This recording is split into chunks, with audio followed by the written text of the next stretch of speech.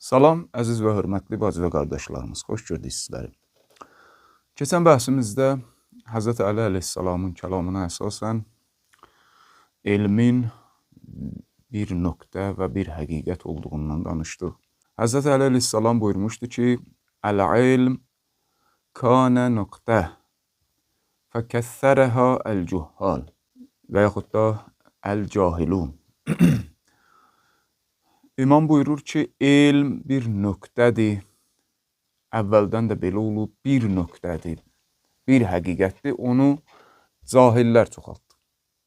Bugün istəyirik fiziki elmlərdən olan, yəni maddi, dünyəvi elmlərdən olan riyazi və riyaziyyatın həndəsi qolu ilə bu məsələyə baxaq fiziki misallar üzərində. Yadınızda varsa bizi izləyənlər yaxşı bilir, bir dəfə riyaziyyatın cəbri tərəfində fəlsəfənin riyaziyyatın fəlsəfəsini açmağı münasibəti ilə bir bəhs danışmışdıq Quran ayəsinə əsasən və riyaziyyatda olan ədədlə fəlsəfi ədədin fərqindən danışmışdıq. Orada mütləq vücud və varlıq olan Haqq Taalanın, Allahın birliyi barəsində danışanda demişdik ki, fəlsəfi baxımdan bir ədəd sayılmır. Baxmayaraq ki, riyaziyyatda ədəd və rəqəm hesab olunur. Bugün riyaziyyatın həndəsi tərəfindən elmin nöqtə olmasına toxunmaq istəyirik. Diqqət eləyin, həndəsənin iki qolu var, planimetriya, astrometriya. Hər ikisini də nəzərə alsaq, ikisi də materiya aləmi və fiziki baxımdan bəhs eləyir. Çünki riyaziyyat fiziki və dünyəvi bəhslər içərisində ən dəqiqidir. Gəlin, riyazi fiqurlara baxaq. Riyazi fiqurlar 4 bucaq, 3 bucaq, nə bilim, müxtəlif kub və sair fiqurlar var. Ümumiyyətlə, dünyəvi və riyazi baxımdan baxanda cisimlərdən danışılır deyə, cisim demişdik ki, 3 ölçü təsəvvür oluna bilir. Belə bir şeyə deyirlər cisim. Və qeyd etmişdik ki, mütləq olaraq cismin həqiqətini biz 5 hiss üzvü ilə görə bilmirik, eşidə bilmirik. Yəni, 5 hiss üzvü ilə dərk etmək olmur. Bizim dərk edib cisim dediklərimiz, cisim fəlsəfədən ona deyirlər əl-əcisamu tə'limiyyə. Yəni, cismin o mütləq 3 bod və 3 ölçünün, yəni uzunluq, enlik və hündürlük fərz oluna bilən bir həqiqətin, bir substansiyanın formalarıdır. Təlimi, yəni zuhurlarıdır, təcəlliləridir. Məsələn, hər cismi ki, siz müşahidə edirsiniz. Canlı və cansız cisimləri. Hansına baxsan, məsələn, otaqda oturmuşsan, stoldur, stuldur, müxtəlif lampadır, müxtəlif cisimlər.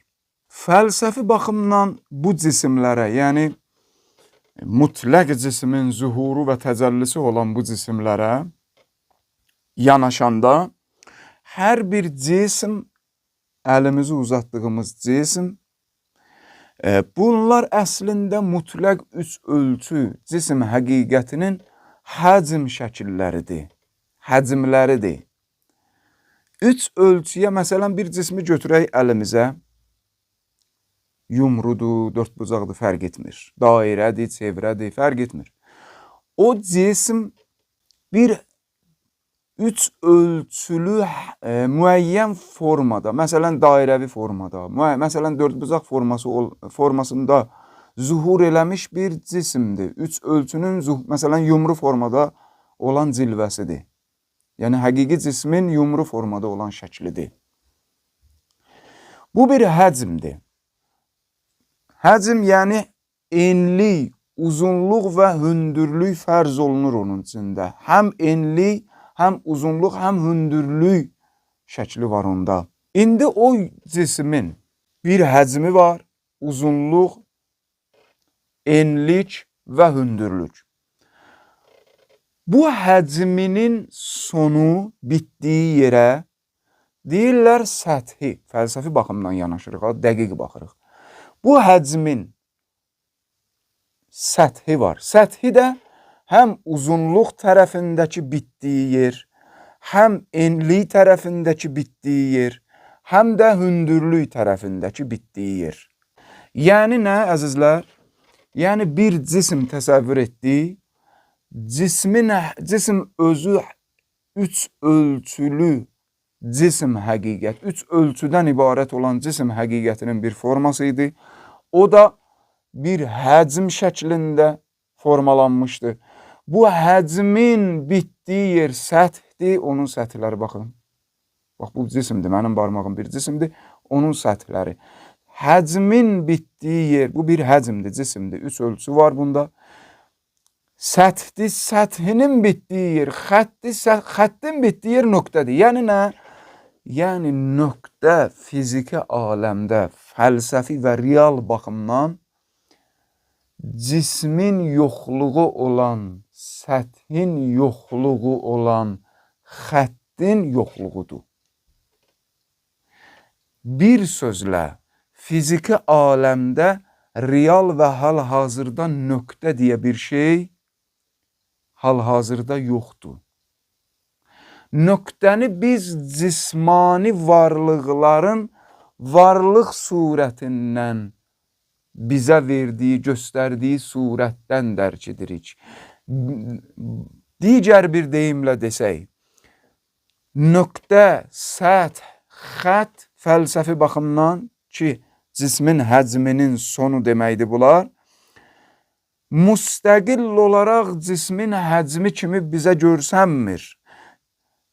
Cismin həcmini göstərən müxtəlif cisim formalarının varlığına baxırıq, deyirik, aha, bu 3 ölçülüdür. Bu 3 ölçünün bitdiyi yer onun səthidir. Artıq yəni, məsələn, bu bir cisimdirsə, onun səthi o deməkdir ki, hər tərəfdən, hər 3 ölçüdən. Onun səthi o deməkdir ki, cisim hər 3 ölçüdə bu cisim, məsələn, filan cisim yoxluğudur.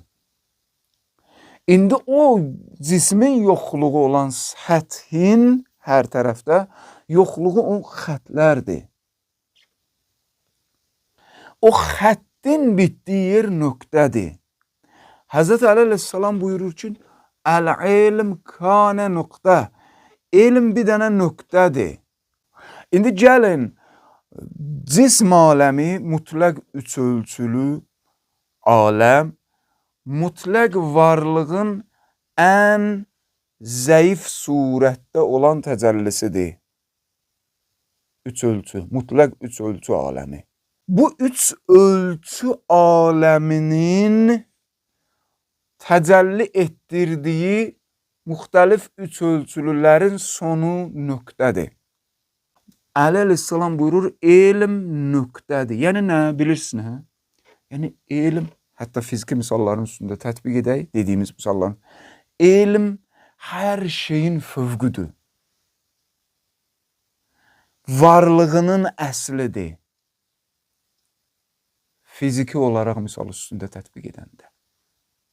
Yəni, fiziki aləmdə bütün fiziki cisimlərin sonu nöqtədirsə və biz bu fiziki aləm mütləq varlığın təcəllisidir deyə, boşluq da mümkün deyildi deyə, bu cisimlərin özündən kənar müstəqil olaraq nöqtəyə əl tapa bilmiriksə, hey əl qoyuruq bu cismin üstünə deyirik, bunun sonu nöqtədir.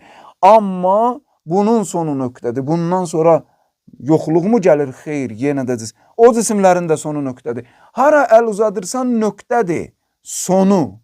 Amma son yoxdur deyə nöqtəyə çatmaq olmur real olaraq. Əli əleyhissalam buyurur, elm nöqtədir, bir nöqtədir. Yəni, bu fiziki aləmi mütləq cisim şəklində fikirləşsək, bu cisimliyin sonu bir nöqtədir. Cisimlik də mütləq 3 ölçü həqiqətidir. 3 ölçü həqiqəti varlığın cilvəsidir deyə, vardı axı, vardı ki 3 ölçü göstərib bizə. Var da bitən bir şey deyil. Demək 3 ölçülük varlığın cilvəsi olduğuna görə bitmir. Amma bu üç ölçü formasının bitdiyi yer nöqtədir. Demək o nöqtə onun varlığıdır. Onun varlığıdır. Varlıq da nədir? Haqq Taalanın özü. Demək elm ki nöqtədir, o nöqtə fiziki misallar üzərində gördük ki, əl çatmazdır, hey bitmir. Çünki real olaraq görə bilmirik. 500 süzvü ilə yetişə bilmirik. Acizik. Amma eyni zamanda baxanda görürük ki, bəli də fəlsəfi baxımdan bunun sonu nöqtədir. Bax, burada məlum olur ki, elm ki nöqtədir, o nöqtə bütün mütləq varlıqdan belə deyək, təcəlli edən varlıq formasının sonudur. Varlıq formasının sonu yoxluqdurmu? Xeyr. Əgər desək yoxluqdur, yoxluqdan hansısa forma törəmir. Deməli, varlıq formalarının sonu mütləq varlığın özüdür. Elm nöqtədir, yəni mütləq varlığın özüdür, yəni haqqın öz zatıdır.